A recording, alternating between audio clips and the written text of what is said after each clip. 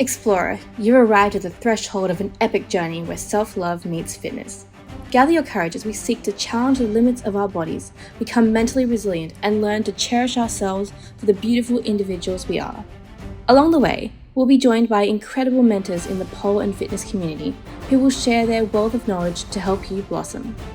This is the Pole Adventures podcast, and your adventure starts now.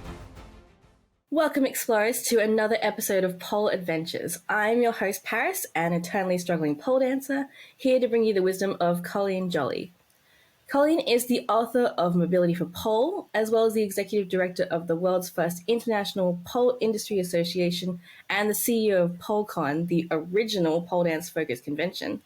And these are such incredible accomplishments that come from humble beginnings, which is exactly what I thought we could explore today, how to pole through major injury setbacks.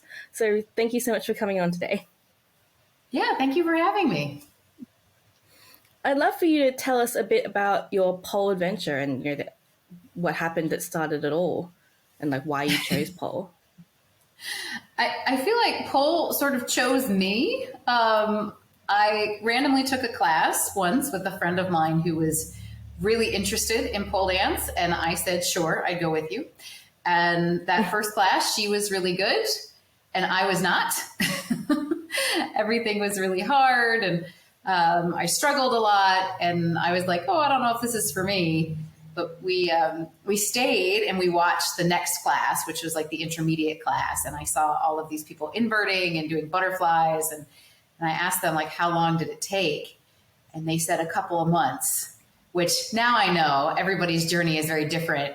But at the time I thought, well, I could dedicate a couple of months. So the rest, they kind of say, is history. I kept polling. My friend that I started with stopped, and she does not pole anymore. And I've been polling now for 12 years. Yeah, that's awesome. And I know you had a major injury that got in the way there. Yeah. Even before I found pole dancing, I was in a motorcycle accident where a truck hit me and shattered my right leg between my ankle and my knee. So I wasn't a really athletic person before the accident. And then after the accident, doctors told me I'd never walk again. I'd never dance again. I'd never do any of these things again. And at the time, it didn't seem like a big deal because I wasn't athletic. But then a couple years after my accident is when I found pole, and suddenly I was interested in being active. So I had to, so it was kind of the cart before the horse, I guess, with this, but it really, the accident and the injuries I sustained and all of the things I've had to do to figure out how to get my body to pole correctly has been, or not correctly, but to efficiently, I should say, has been quite an adventure because I didn't, I had to become a teacher because teachers didn't know how to help my particular challenges. Yeah, that's so cool. And oh my gosh, getting hit by a truck, that must have been horrible. The stories you already hear on the news. It was pretty bad. It was right in the middle of rush hour traffic in a busy shopping district. And so I totally screwed up everybody's commute home that day and was rushed to the hospital. And I was in the hospital for 10 days the first time and then back again. And I was in university at the time. So it messed up a lot of things, the accident, but it kind of brought me to a very different, career path that I have now, where I get to share some things that I learned to help people, especially people who go through things like that, where they think, oh, I'll never be able to, doctors say I won't be able to dance again, walk again, pole again, whatever.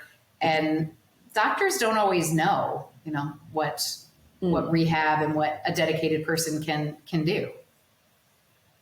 Yeah. So I guess what was that like, being told, you can never do this again? How did you stay mentally strong and positive to actually be able to get through it all?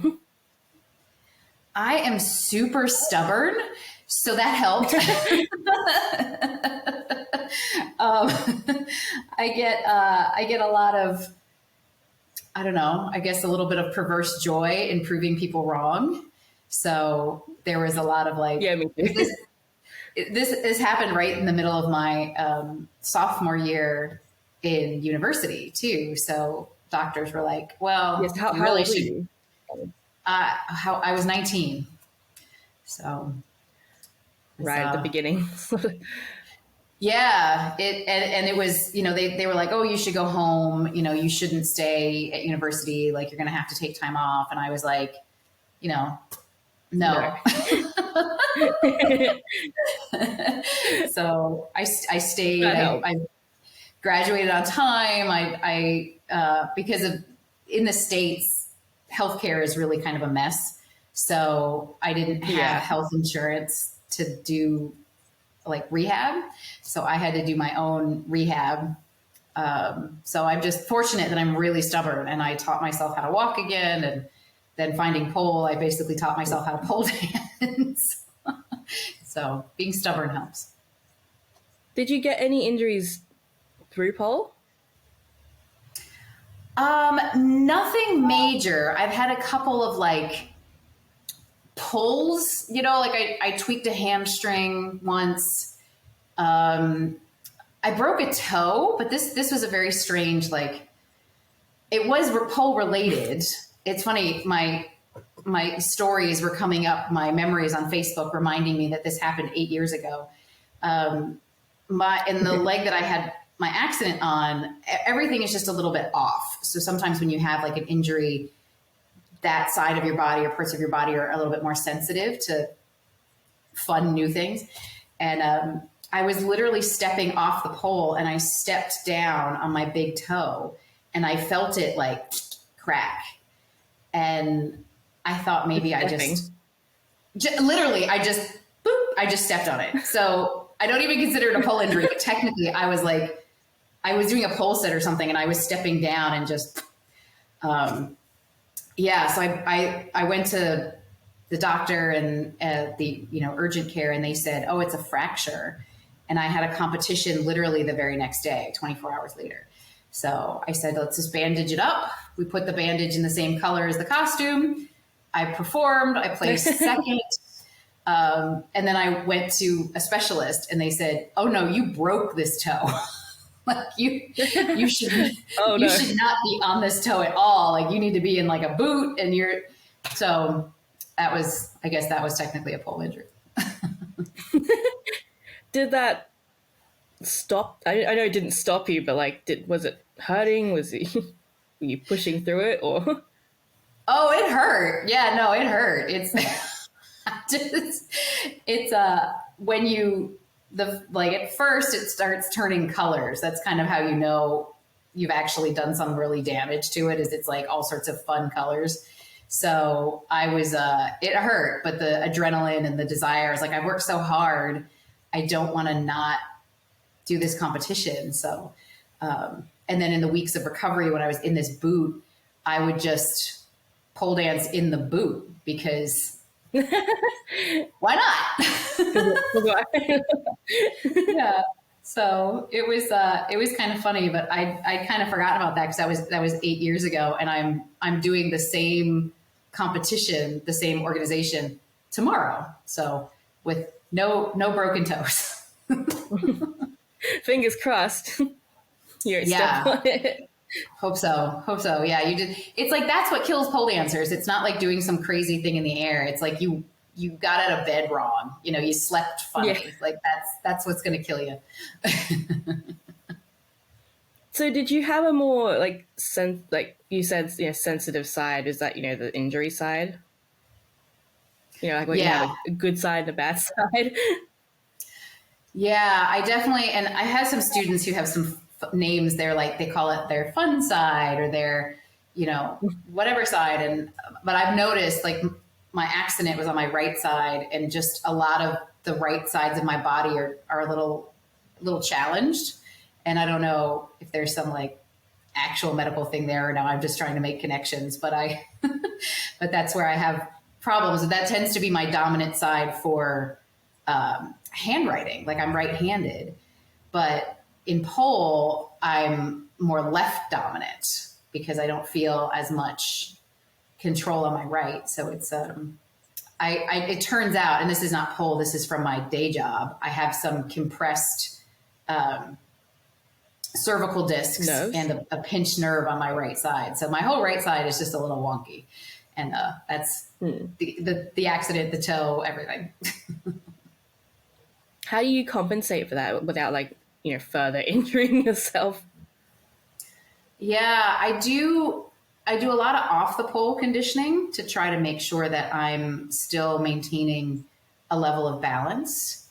But there's definitely some moves that, so I'm thinking of moves like two-handed moves, like your true grip Aisha, or I just don't feel safe with my right hand high. And a lot of that is because the nerve compression, I have some decreased inputs. So my brain tells me no, like you're going to die. Don't do this. So my right hand is very good at being the bottom hand. And I tell my students that too, yes, it's good to train both sides. And there's ways to do it. If your body is telling you it's scared, honor that sensation, because maybe you do have something going on. Maybe there's some nerve compression, or there's something that is maybe not even from pole. It's from your day job. It's from whatever. And so I train a lot of, instead of that top hand for true grip, I'll train a forearm, and I feel more comfortable with the top hand and my right side. So you got to get creative, I guess, in terms of managing, wacky body stuff. Do you have any strategies for, listening to your body? Yeah, man, that is for me, that's been the hardest thing to develop. I did not grow up as a physical person. I've come to, being more athletic. A lot later in life. I was 30 when I got my splits, and I'm 41 now, and I'm so trying to develop that connection with the body and figure out am I scared? Am I hurting? Am I tired? What is the body trying to tell me? Has taken some time. So I would say if people have a challenge with that, just starting to tune in, it is a huge step, because it can be really, really hard to make that connection if it's not natural to you. Yeah, trying to tell whether it actually hurts, or you're just it's meant to hurt, or you're just being lazy. Yeah, it's so hard. And I was talking to one of my contortion coaches, and she was saying that contortion is about breathing through discomfort. That there's a lot of movements that are really your nervous system is terrified, and you have to figure out that line between am I having a sharp stabby pain and I should stop, or am I just in discomfort? And sometimes it's hard. Sometimes you just have to practice and just determine, is it, like you said, is this discomfort? Is it supposed to feel like this? So in a lot of my classes, I'm always talking about sensation, and you might feel this here, or maybe here, or talk to me about what you're feeling. Can you breathe through it? Can you talk through it? If you can't, then maybe that's a sign that this is a little too much for your body right now. If they are if someone is recovering from, a major injury, or even just a minor injury, how can they do that safely? Taking slow steps. Mm-hmm. Yeah, this is a big one, because I feel like pole dancers, we just want to charge headlong. Yeah, we want to do everything. We want to come back. If people can, working with, some sort of physical therapy, or someone who's got, or very closely with a pole coach who's got the knowledge, that can help. If they don't have access to that type of person, then I would say there really is going to be a lot of that check-in of do something, check in with yourself. Was that okay? Is that discomfort? Breathing to me is a huge indicator.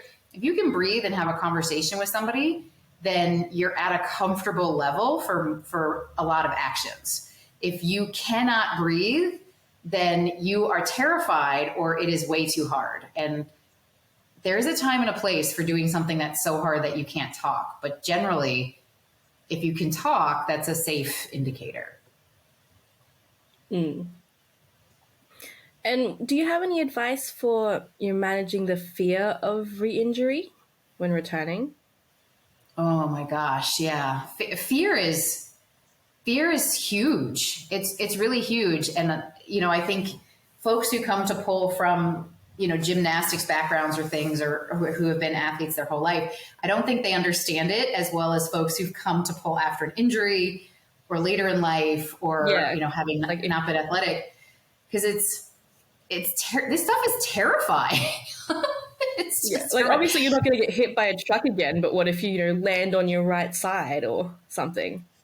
Mm-hmm. No, it's something hopefully you're that not going to get hit by a truck again. It's sometimes there's that, definitely driving is dangerous. People are trying to merge into you all the time. I'm like, oh my God. Yeah, I say that there's a level of, if you can gain confidence in your movement, then that helps the fear get smaller. I don't think the fear ever goes away. It just might change. So for me, for instance, the Aisha, for me, that was the hardest move ever. To try to just hold myself up with both hands. My brain was like, absolutely not. You're going to die. Don't die. You're going to be injured. So I had to train so hard and be so much stronger, quantitatively, than other people who could achieve the move, because I needed to feel safe. So for me, safety meant strength. And that when I was safe enough, you see people who just kick into their, into their twisted grip or true grip and things. And that did not seem safe to me. My body was like, absolutely not. So I had to get so strong that I can basically deadlift into those positions for me to feel safe. So I'm not saying that that's for everybody, but don't let somebody pressure you and say, oh, you should be doing, this move or that move by this point in your journey. If your body and brain are saying step back, try a different entry, try a different coach or teacher, try some off the pole conditioning. There's a lot of other strategies, but if you are absolutely terrified of re-injuring yourself, or just in general, falling, or honor that, because your body is trying to keep you alive. Yeah, I get that. Going upside down in handstand sort of stuff. I don't know. It's hard to get that. Yeah, that extra up.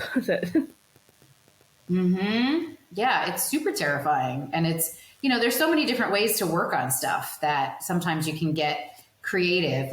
For me, I'm afraid of heights, which doesn't help either, and I'm afraid of I know I'm in the wrong career.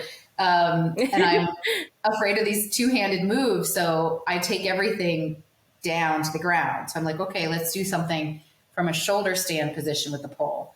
Let's do it with a forearm position with the pole. Let's do it from a handstand position with the pole. Okay, now let's try it with two hands on the pole. And that has helped me personally progress. And it's helped a lot of my students figure out, where to progress or regress a movement to get the body and the emotions on board with it, so that everybody together is like, yay, we're going to do the move and we're excited. We're not terrified anymore. Yeah, that's a really good tip. I have to follow that. Yeah, it helps. And there's no right way to pole dance or wrong way to pole dance. So I know that different places have different structures, and that can be really challenging sometimes if you can't go to the next level or class, depending on how your studio is structured. But generally, if you are having fun doing what you're doing, do it. You don't need to do, something else if that doesn't feed your soul or make you happy. And this stuff should make you happy. And if you're feeling miserable because you're being pushed too hard or something, then again, maybe you need to reassess how you're polling. Yeah, did you experience that, being held back for, not being able to do said moves? And Kind of the opposite for me. We don't have a lot of structure in kind of the area that I'm in. There's this, it's very much like, whatever. Which is fun because you can do different moves and different people kind of find different tracks. But what I had with the first studio that I was really active with is there was a lot of pressure to compete. And that was something that was very emotionally hard, especially as like a younger poler, to try to, collect all of these moves. And then instead of just finding joy maybe in performing or achieving or whatever, it was always about this, like, you have to compete, you have to win. And in retrospect, that was really, it made it less fun for me. And I know some people love competing, and that's awesome. I am not one of those people.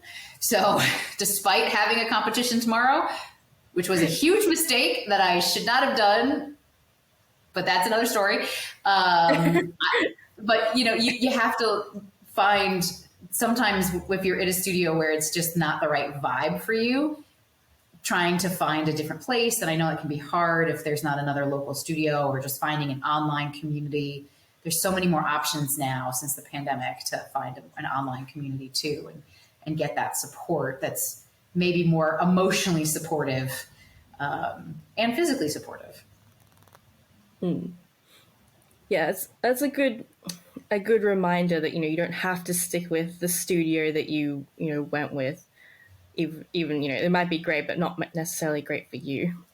Mm-hmm. Exactly. Mm-hmm. And there's just way more options than there ever were, so that's always nice. Yeah. So did you have any tips for managing the mental game with all this? Yeah. Discouragement from not being able to progress, or again, fear of all of the above. Mm-hmm. Yeah, I would say, it's tough because, you look at Instagram and you see all these people doing these things, and it's really natural to be like, well, why can't I do that? Or like, oh, maybe I should be doing that. Or people are like, oh, it's my first month pole dancing and I can Iron X and Rainbow Marchenko. And you're like, yeah. So I would say to really just try to find your joy, whatever it is. Is it freestyling? Is it low flow? Is it tricks? Is it floor work? Is it, whatever it is? Is it conditioning? Some people just really like conditioning. I don't know. Find your thing and just do that. Like there's no rules to say you have to pole in a certain way. And, even though maybe your studio says that that's their rule. That doesn't have to be your rule. Your rule. Yeah. So try to find that and know just everybody has so many journeys. And, for me personally, because strength was a real challenge for me, I kind of went the flexibility route that was a little more accessible.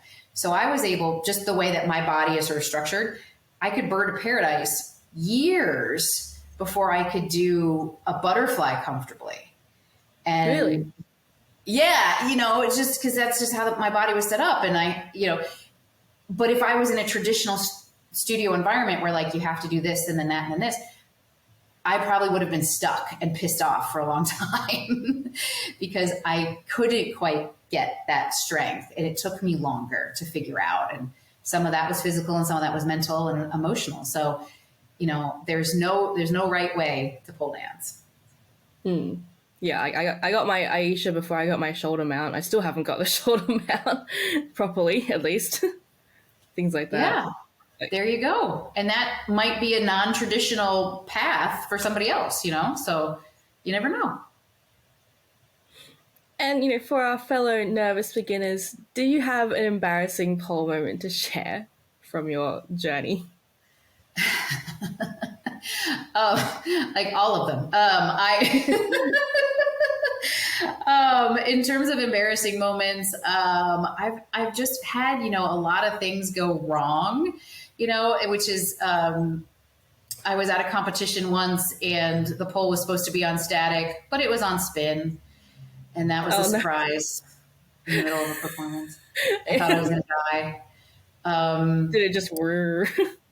Yeah, like I was going for a flying body or reverse grab or whatever you call it. Oh And no, so you just went for it. I just went for it, and Oh no. I'm glad I didn't fly off the pole. That was uncomfortable.